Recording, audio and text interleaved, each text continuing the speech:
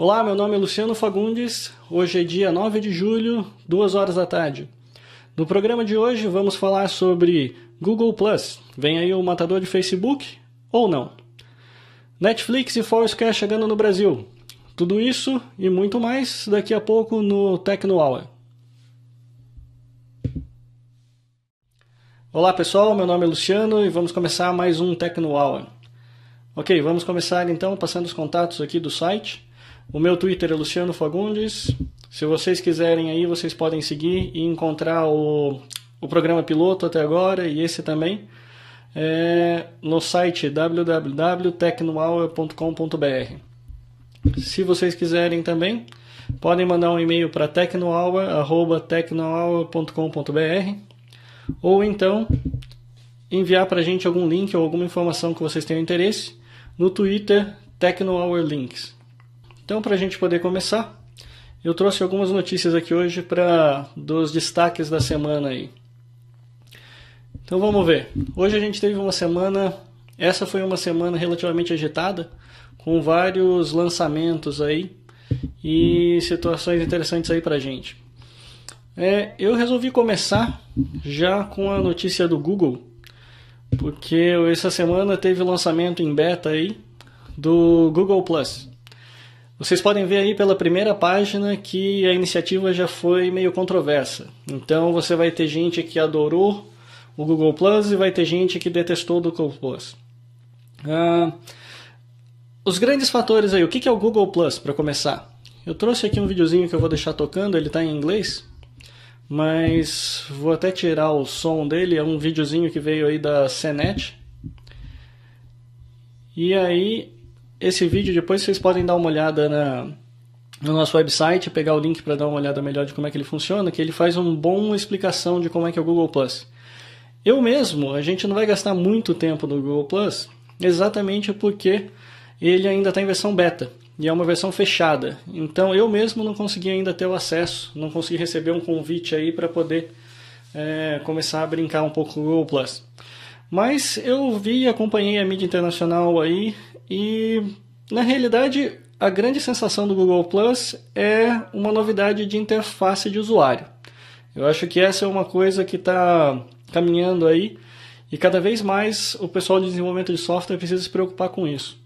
Aquelas interfaces básicas que a gente estava acostumado de desktop, elas estão acabando. Então não adianta a gente pegar e ficar naquela estrutura de menus e file, open, tools, blá blá blá, que isso daí os usuários já estão acabando deixando de lado. E se você vê tudo que o Google fez, o Google ele acabou não criando nada novo. Tudo que tem nele já existia, seja no Facebook, seja no Twitter. Mas ele acabou dando uma boa atualização na interface gráfica e deixando fácil para o usuário em fazer coisas que antes ele até poderia fazer, mas de uma forma muito mais complicada. Então, se a gente der uma olhada aqui, esse vídeo já mostra alguns dos recursos aqui que são bem interessantes. Então deixa eu voltar aqui um pouco. Vocês podem ver que a interface básica dele aqui, ele é praticamente um Facebook. Isso, então vocês podem dar uma olhada aqui na interface dele, que é praticamente um Facebook. Ou seja, ela é muito parecida. O que muda, o que eles criaram de diferente, foi essa história de você poder organizar melhor os contatos. E aí você vai ver que tem um monte de gente dizendo que é basicamente a mesma coisa que as listas no Facebook fazem.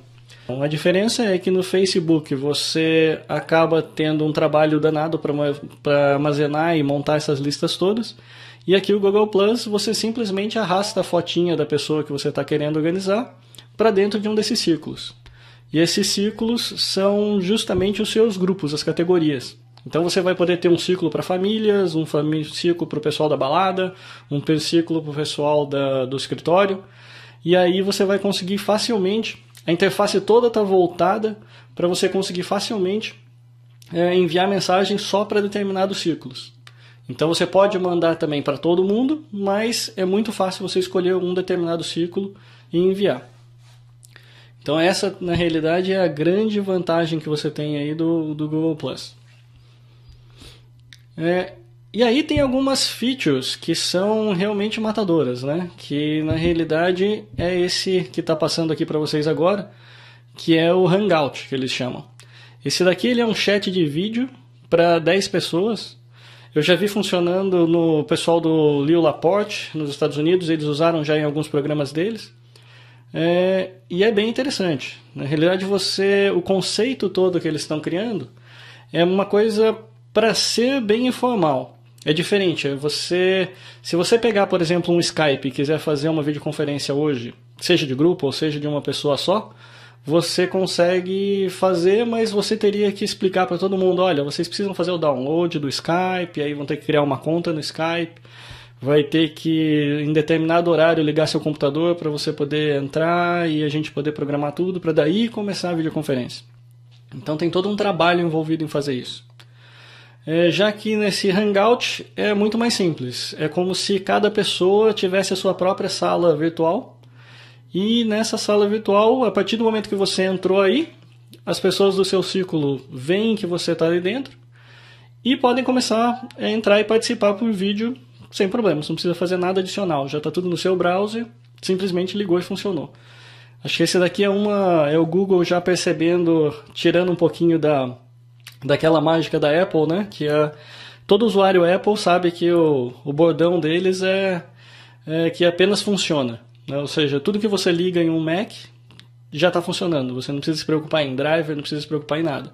Eu acho que o Google Plus parece ser o primeiro produto Google que na realidade vai nessa direção. Ou seja, eles estão colocando um pouquinho da mágica também ali para funcionar para você. Ao invés de você deixar o usuário se preocupar em fazer toda a organização do sistema, o sistema meio que se auto-organiza baseado em informações de alto nível que o usuário passa para ele. Então, esse é o Google Plus. Ok, então aí vocês podem ver que aí já tem várias pessoas, inclusive aqui do Brasil, testando o sistema. Quem quiser me mandar um convite, eu já passei meus e-mails todos.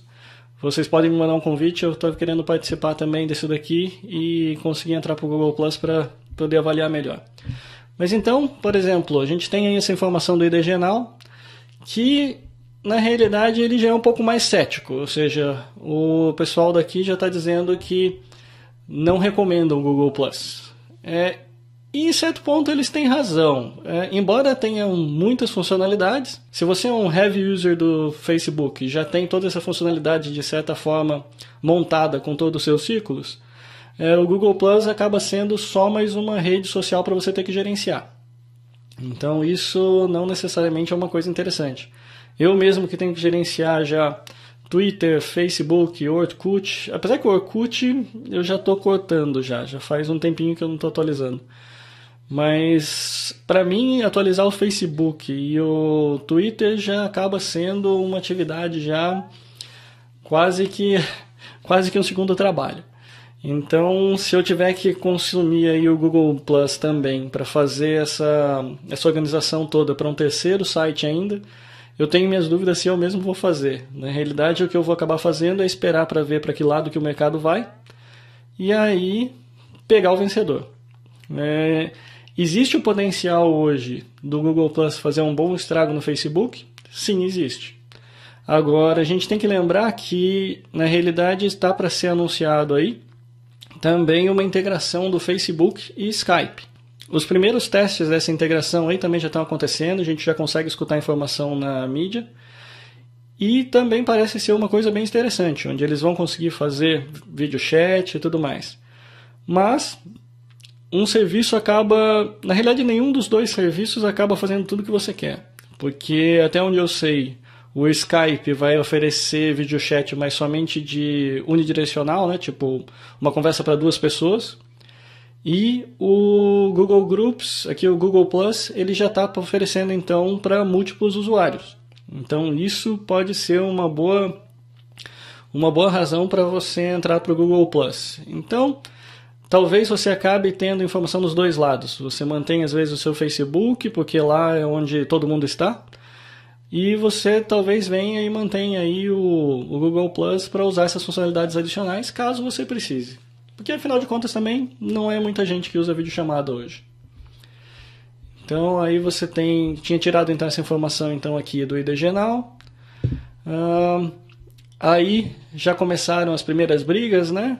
Ou seja, logo no lançamento do Google Plus, você tinha algumas ferramentas lá, alguns aplicativinhos do Facebook que foram lançados para você poder exportar os contatos, justamente porque o Google sabe que o sucesso disso vai ser justamente a facilidade de uso. Se ele não conseguir, se ele falar que eu tenho que transferir meus 200, 300 contatos manualmente do Facebook para o Google Plus, ninguém vai usar o Google Plus. Então, nesse caso, ele tinha criado então esses aplicativinhos justamente para facilitar essa migração, mas aí, obviamente, o Mark Zuckerberg não é estúpido nem nada, e ele já parece que bloqueou esse acesso. Então, se isso vai voltar a funcionar ou não, não sei, porque eu sei que essas brigas aí com o Google já existiam desde a época do Orkut, e não tem muito que, somente o tempo aí para a gente saber se a gente vai conseguir ter alguma facilidade ou não para transferir os contatos do Facebook para o Google Plus.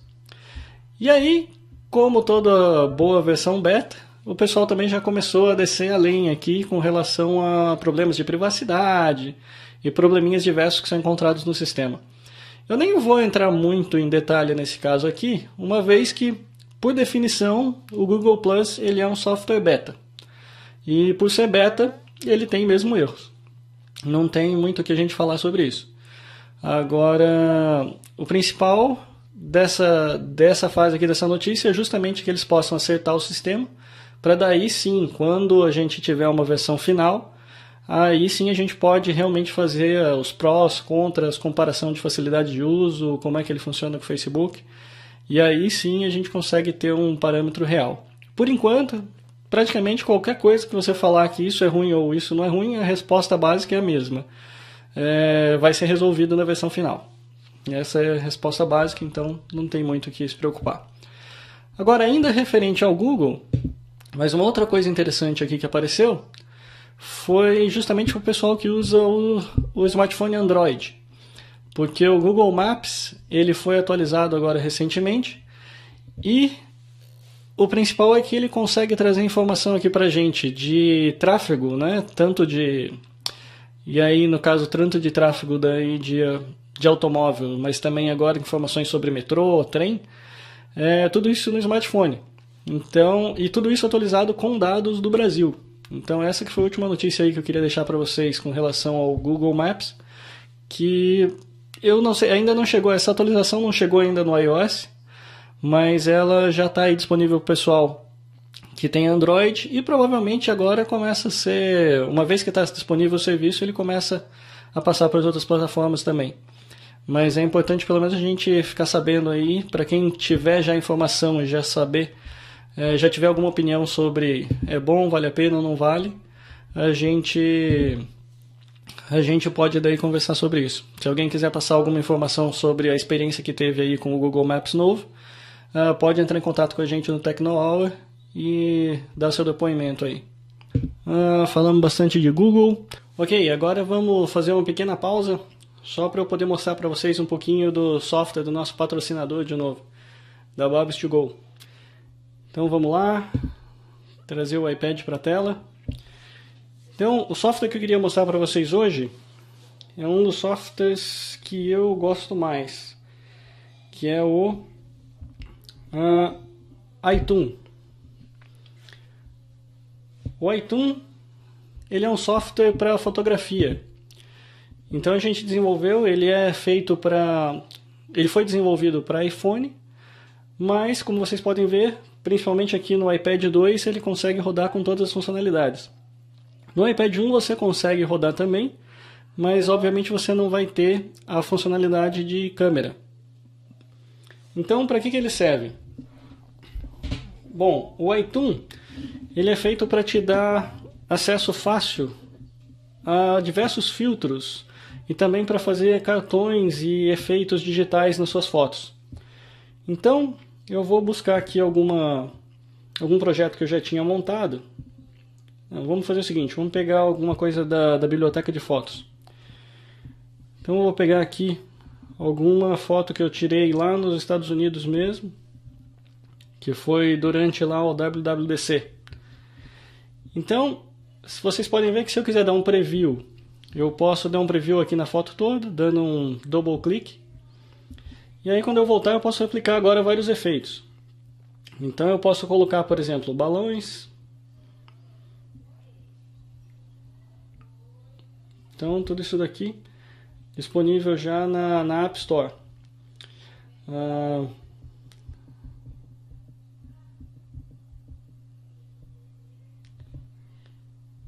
Podem ver, aqui eu posso ajustar o tamanho do balão que eu quiser, mas se eu quiser eu posso fazer isso também com um toque duplo na tela.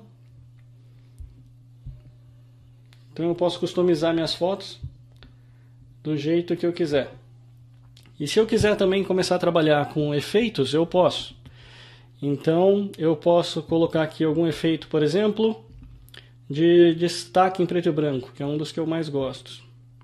Então vocês podem ver aqui que você tem a tela agora, a imagem ficou toda em preto e branco, e eu posso vir e dar o efeito com o meu dedo somente onde eu quero. Então eu vou querer pegar só o destaque da tela colorido e todo o resto em preto e branco. Certo? Então aí quando eu voltar, já está aí com aplicado o efeito na tela. Se eu quiser enquadrar isso daqui para poder passar para alguém, eu tenho daí diversas opções de cartão que eu posso daí pegar, escolher e aplicar. Então eu posso usar aí, no caso esse daqui é um tema aí de viagem ou de quadro negro. Então esse é o iToon e você tem aqui diversas possibilidades para você fazer a exportação dessas imagens. Então eu posso mandar por e-mail ou eu posso gravar na minha biblioteca local. Então se eu quiser mandar esse daqui por e-mail, ele já mostra aqui para você, já inclui a imagem, só precisa enviar o e-mail por ali.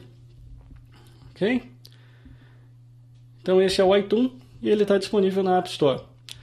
Se você estiver interessado em algumas das nossas outras aplicações, você pode também procurar no site www.babs2go.com.br ou procurar por Babs2Go na App Store. Agora, duas notícias interessantes aqui. Uma referente ao Netflix, que agora é oficial. Para quem não sabe o que o Netflix o Netflix é um serviço para streaming de vídeo. Bom, para a gente poder fazer um paralelo aí do que é o Netflix, ele é mais ou menos o que seria hoje aqui no mercado brasileiro o Netmovies. Tem também aquele pessoal da Terra, né, que faz também locação de filmes. A grande diferença é que o Netflix ele deve ter um acervo aí de séries de TV, filmes, sei lá, milhares de vezes maior do que qualquer serviço que a gente tem disponível aqui no Brasil hoje. Então, por isso que causa um certo rebuliço no mercado aí quando a gente escuta falar que o Netflix está chegando. E agora, a gente já tinha escutado já informação sobre isso já pelo menos há uns 2 meses mais ou menos que já devia estar com rumor sobre isso, mas agora foi oficializado. Você pode ver que agora o CEO Reed Hastings deu uma informação oficial nos Estados Unidos dizendo que eles estavam preparando para expandir na América do Sul e Caribe. Eles já estão no Canadá e que as pessoas iam poder fazer locação então de filmes e séries de TV e tudo mais via streaming com legendas, e eu não vi nada no artigo se haveria dublagem. Então isso eu não tenho como dizer ainda, mas no mínimo a gente vai conseguir ter aí, mesmo que seja o áudio em inglês, mais legendado em português. E isso daí, a previsão é que eles venham para o Brasil agora no segundo semestre. Então, agora é só esperar para ver, para a gente poder avaliar aí o serviço. Vamos lá, então vocês podem dar uma olhada, porque eles já estão fazendo pré-cadastro. Então, se vocês entrarem no site netflix.com, ele já vai para a página nacional, onde ele já deixa você se cadastrar para obter mais informações assim que o site for ser lançado aqui no Brasil. Ok? E outra empresa grande que está chegando aqui no Brasil é o Foursquare. E aí você pode até virar de lado e falar, poxa vida, eu já uso o Foursquare já há anos. E realmente, porque uma coisa que é interessante do Foursquare é que o Foursquare ele já existia nos Estados Unidos já há um bom tempo.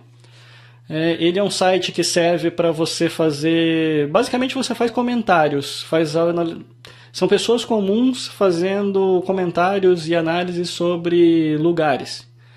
E lugares seriam o quê? Seria desde o restaurante que você costuma ir todo dia para almoçar, até um cinema, o que quer que seja. E você acaba compartilhando esse tipo de informação com o seu ciclo de amizades também. Então acaba virando meio que uma competiçãozinha que eles fazem. Porque você tem aquela história virou o mayor, né, que seria o prefeito de determinado lugar. Então se você vai em determinado lugar muitas vezes e faz o check-in, né, que basicamente é você dizer para ele onde você está, você então começa a competir com as outras pessoas. Então quando você conseguir ser a pessoa que mais fez check-in, mais esteve naquele lugar nos últimos tempos, você automaticamente vira o prefeito dali. E aí a ideia é que os seus amigos que também frequentam ali, mesmo outras pessoas que estão sempre frequentando aquele lugar, seja você quer você conhece ou não, esse pessoal vai tentar te desbancar como prefeito também. Então eles continuam fazendo check-in e isso é o que acaba criando aí o joguinho, né, do Foursquare e que faz daí as pessoas usarem bastante. E obviamente, como efeito colateral desse jogo, cada pessoa querendo ganhar mais pontos, você então acaba ganhando pontos. Se for a primeira vez que você entrou naquele lugar, se você deixou comentários, você deixou dicas sobre aquele lugar. Então automaticamente isso vai criando uma base de dados aí do que a gente chama de crowdsourcing, que é justamente um grupo muito grande de pessoas gerando informação sobre determinado lugar.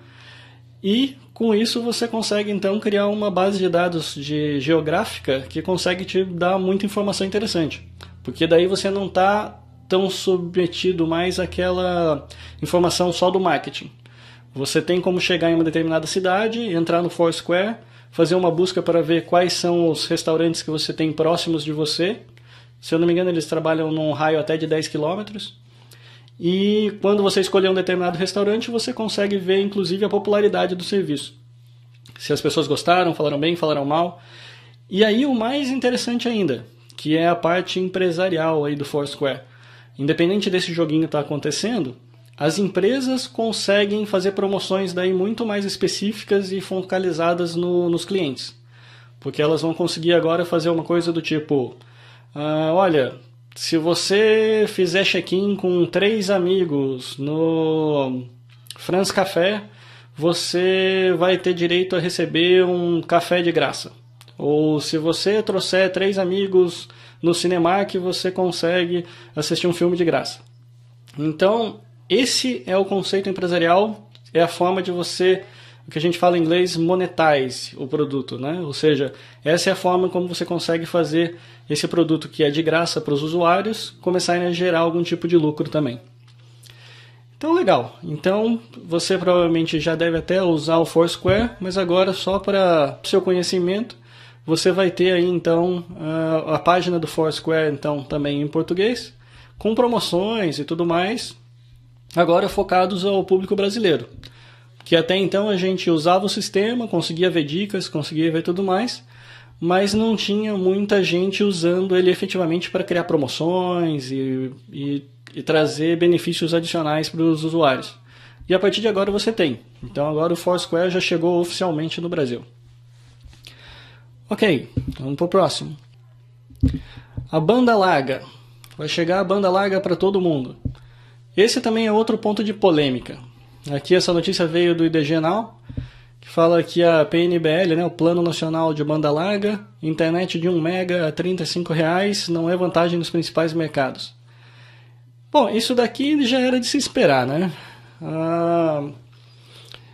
No fundo, se você olhar os lugares onde a banda larga já existe, ela vai realmente ter muita competição, e essa competição aí vai acabar, por ser acirrada, ela acaba criando esses planos mais baratos. Então isso a própria economia de mercado já garante pra gente.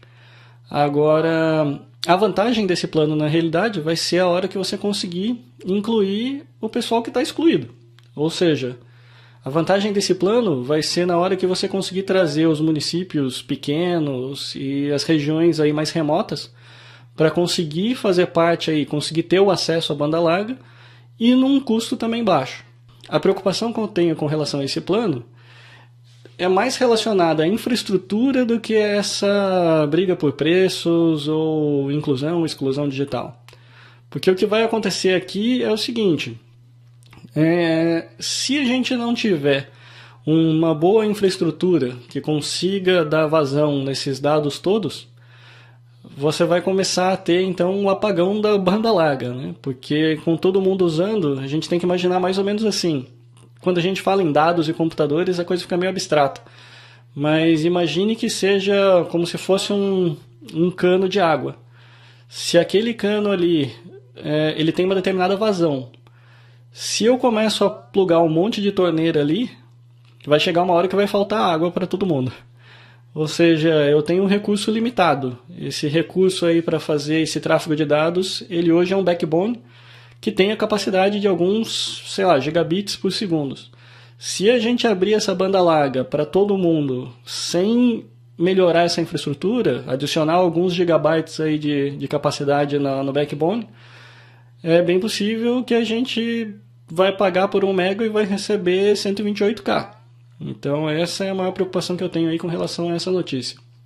Junto com a notícia de banda larga, eu também trouxe para vocês darem uma olhadinha uma notícia que saiu na Info, que foi uma análise que eles fizeram sobre os tablets da CCE. Esse daqui é outra iniciativa que, na minha opinião, também eles não entenderam o que um tablet deve ser.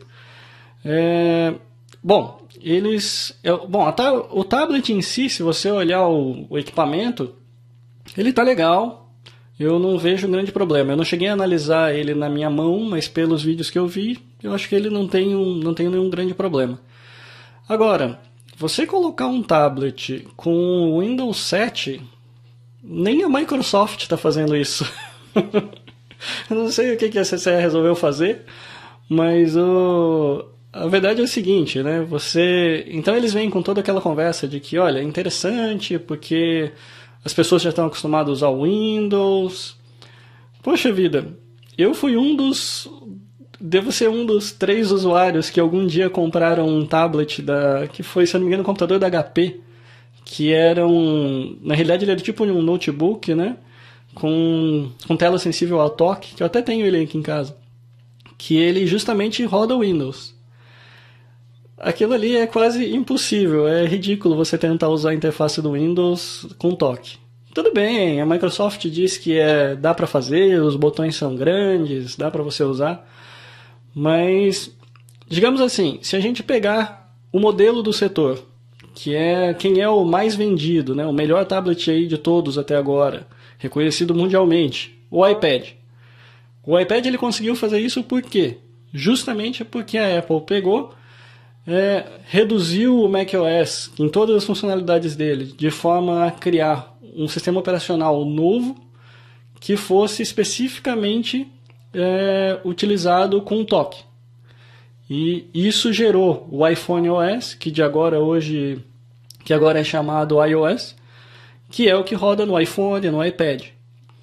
Ou seja, o primeiro tablet de sucesso só teve sucesso porque abandonou todas as características do desktop e criou um sistema para tablets, para toques. E agora vem a CCE e me vende um sistema com sistema operacional Windows, que é basicamente desktop, com algumas adaptações para você usar com toque. Ou seja, para mim, espero estar errado, mas para mim está destinado ao fracasso. Olha lá, aí a gente ainda vê que ele vai ter um SSD de 16 GB de armazenamento e vai custar aí, ou vai estar um preço estimado de R$1.000. Pô, se eu posso comprar um iPad na faixa de R$1.600, não me parece fazer sentido algum comprar um tablet ao Windows por R$1.000. Sem contar que a gente vai ter ainda toda aquela questão de diminuição dos preços por causa das leis dos tablets. Se esse tablet da CCE não for metade do preço de um iPad, não tem como prever boas vendas para isso. Mas essa é a minha opinião. Vamos ver o que o mercado diz depois. Então, aqui eu queria daí... Eu trouxe aqui algumas notícias aqui do TechCrunch, que na realidade é o assunto que eu queria abordar com vocês, porque isso daqui eu acho que seria interessante a gente pensar em falar sobre isso daí, talvez no próximo programa com um pouco mais de profundidade.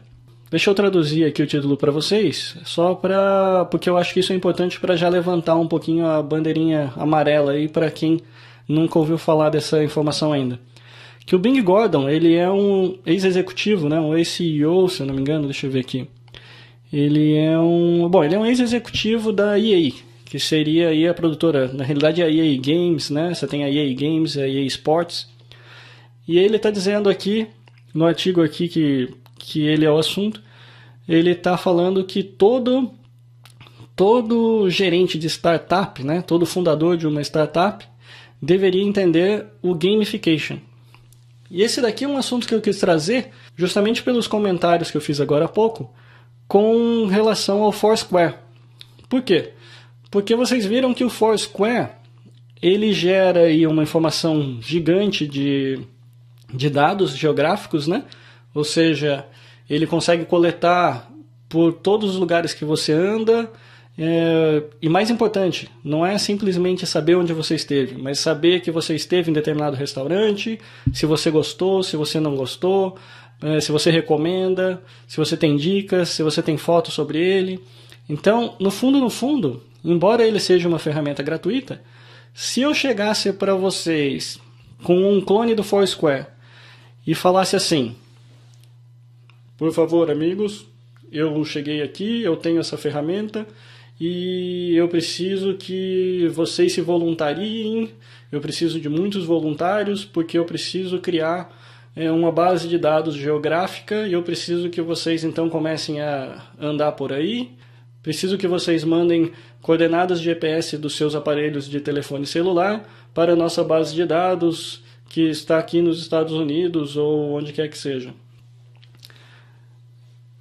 Alguém usaria isso? A primeira coisa que a gente tem que lembrar é que ninguém está aqui para trabalhar de graça.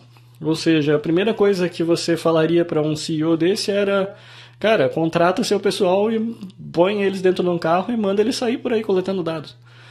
Agora, qual foi a sacada? Por que o Foursquare, então, ele tem toda essa base de dados geográfica? Porque ele criou um jogo. E aí é que entra o tema do assunto dessa entrevista aqui, que é justamente falar o porquê que todo mundo precisa pensar nesse jogo. Ele tem tudo a ver com o que eu estava falando para vocês também com relação ao Google.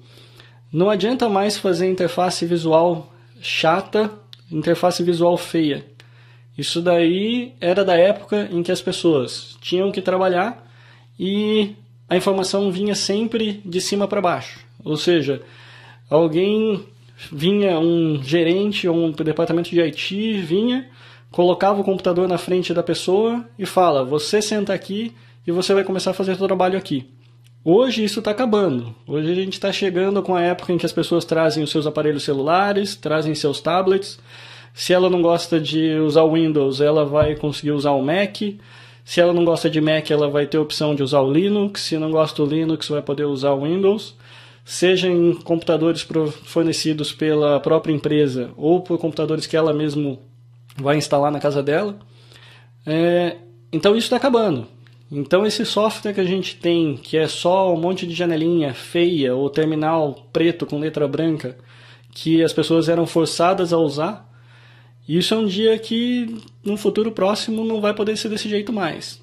As pessoas elas vão ter as escolhas que elas vão poder fazer. E se elas tiverem a escolha de usar um software bonito ao invés de um software feio, na maioria das vezes elas vão pegar um bonito.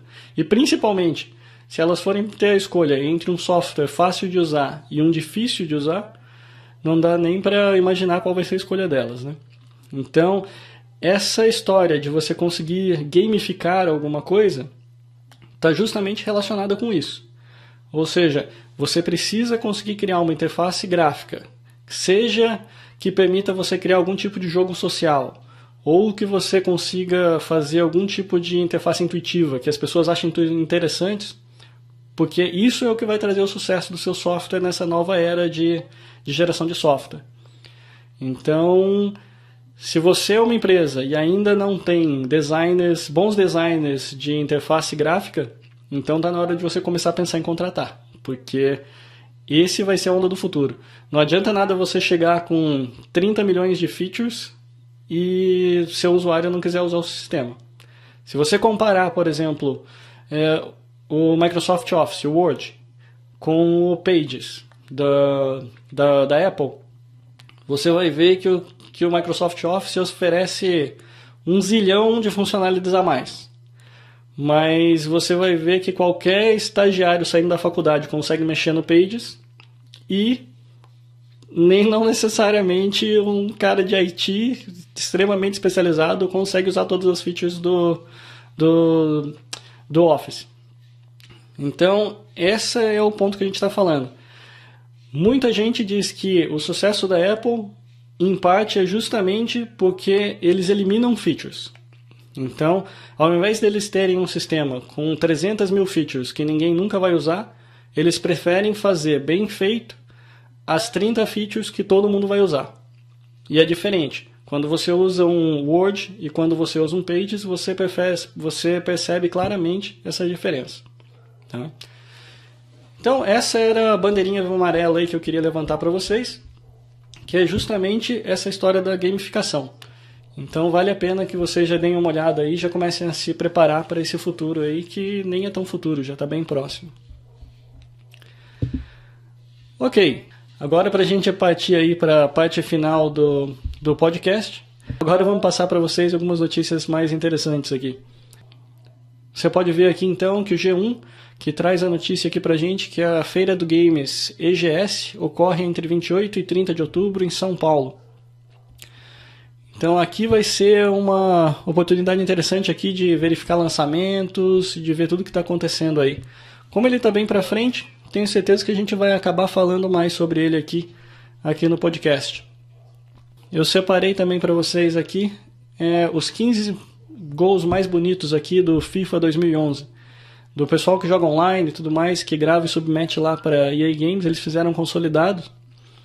E eu achei que valia a pena a gente colocar aqui para terminar o podcast aí com ele.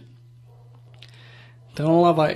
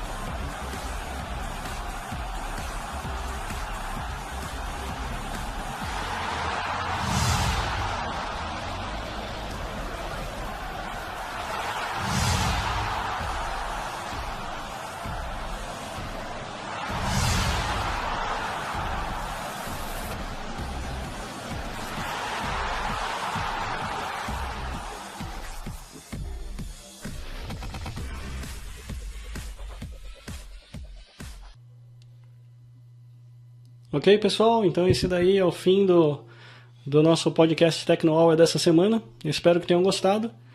E falo com vocês de novo na semana que vem. Abraço.